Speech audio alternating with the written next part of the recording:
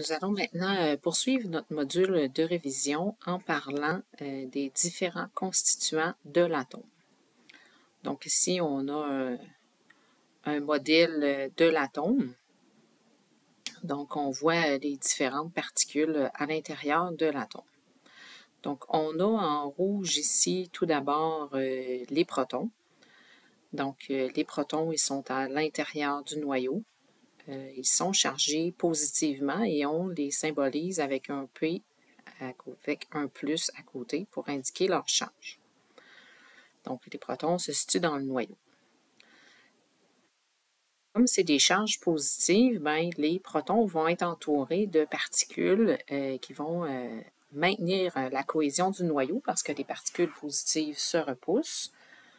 Donc, ces particules-là, on les a appelées les neutrons, c'est-à-dire qu'elles sont dépourvues de charge. Donc, on représente avec un N et un 0 pour indiquer qu'il n'y a pas de charge sur ces particules-là. Finalement, autour de l'atome gravitent des particules chargées négativement qu'on appelle les électrons. Donc, on représente avec un E et un moins pour la charge négative. Donc, c'est sûr que si on calcule ici le nombre de particules, c'est plus ou moins représentatif là, parce qu'on a 5 protons avec seulement 4 électrons.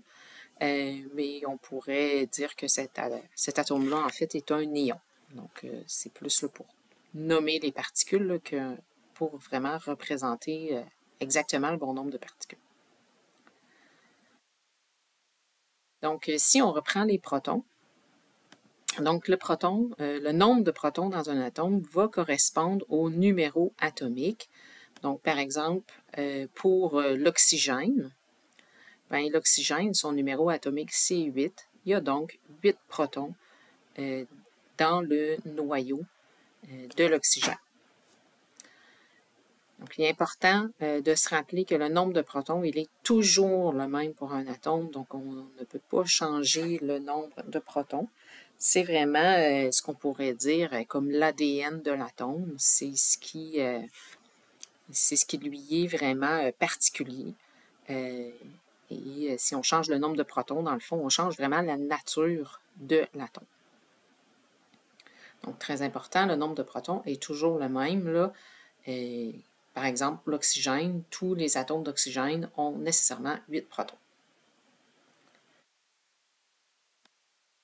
Le neutron, lui, donc le neutron, son nombre, lui, ben, il va pouvoir varier. Donc, en fait, le nombre de neutrons correspond au nombre de masses moins le nombre de protons. Donc, quand j'additionne les protons, par exemple 8 pour l'oxygène, plus le nombre de neutrons, ça donne ce qu'on appelle le nombre de masse. En fait, le nombre de masse, c'est le nombre total de particules dans le noyau.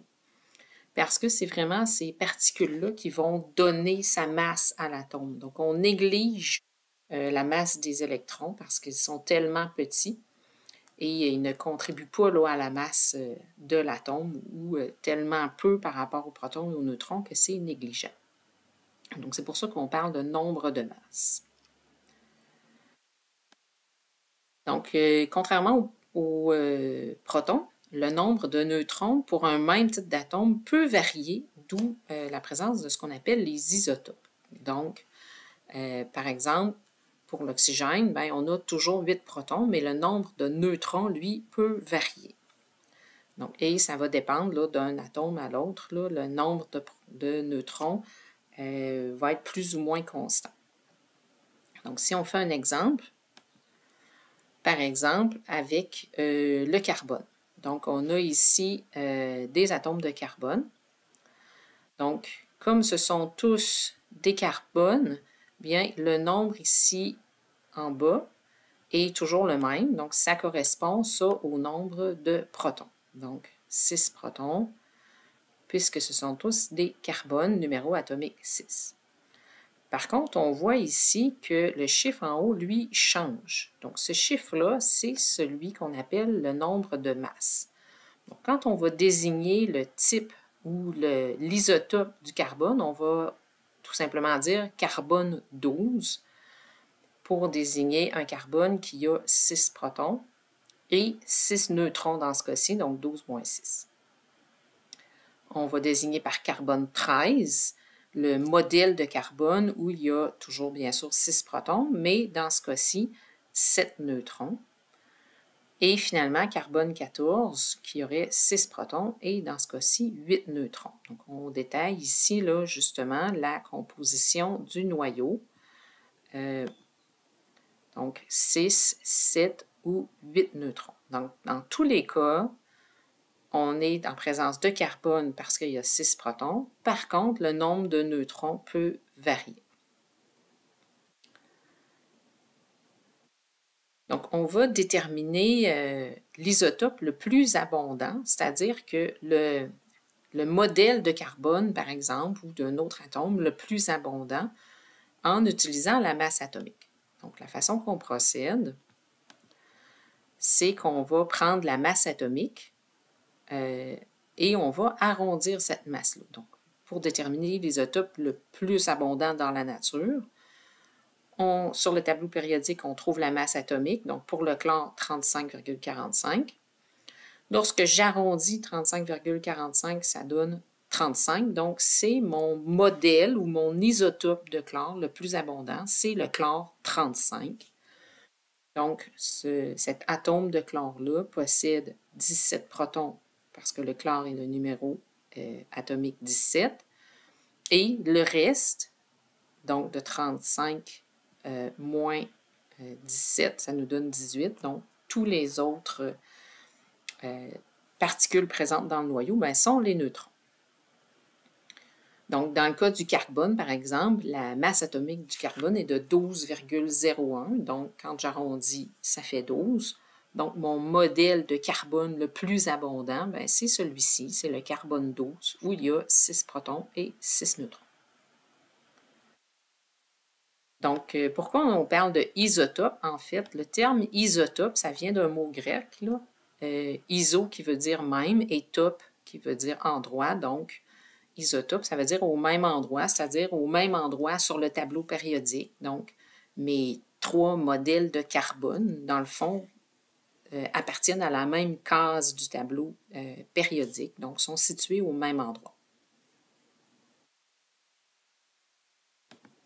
Dernière particule, ce sont les électrons qui ont une masse négligeable, mais qui n'ont pas pour autant un rôle négligeable, donc sont très importants. Donc, les électrons, en fait, si l'atome est neutre, donc par exemple le fluor, si je veux représenter un atome qui n'a pas de charge, à ce moment-là, le nombre d'électrons va correspondre au nombre de protons. Donc, numéro atomique 9, j'ai donc 9 protons et aussi 9 électrons, ce qui fait que l'atome est neutre. Par contre, le nombre d'électrons, tout comme le nombre de neutrons, peut varier. Donc, le fluor, par exemple, va avoir tendance à gagner un électron. On va y revenir à ça, les atomes qui ont tendance à gagner ou perdre des électrons.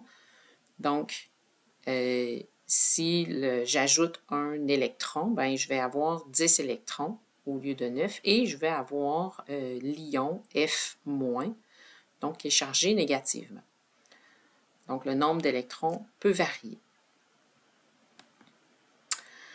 Les électrons, eux, ils ne sont pas dans le noyau, ils sont répartis autour de l'atome sur ce qu'on appelle des couches électroniques. Et le nombre de couches électroniques, ça va correspondre à la période. Donc, on se rappelle, comme on a vu dans la dernière vidéo, que la période, c'est la ligne horizontale dans le tableau périodique. Donc, comme le fluor se trouve sur la deuxième période, donc la deuxième rangée, il y a 2 couches d'électrons pour le fluor.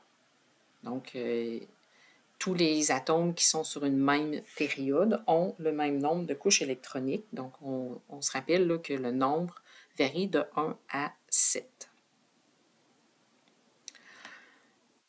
Finalement, les électrons, qui ont un rôle en particulier, ce sont les électrons de valence. Donc, les électrons de valence, on se rappelle que c'est ceux qui sont sur la dernière couche électronique. Donc, dans le cas du fluor, ça serait la deuxième couche.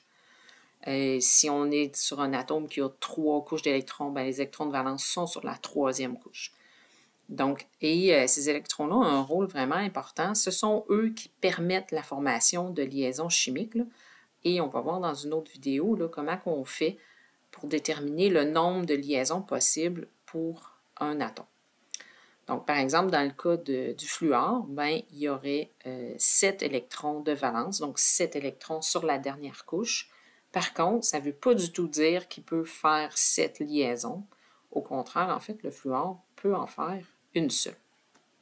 Donc, on va expliquer dans une prochaine vidéo là, comment ça fonctionne, la formation des liaisons. Donc, ça fait le tour pour les constituants de l'atome. Vous êtes maintenant prêts à aller faire le petit test là, concernant cette section-là sur les constituants de l'atome.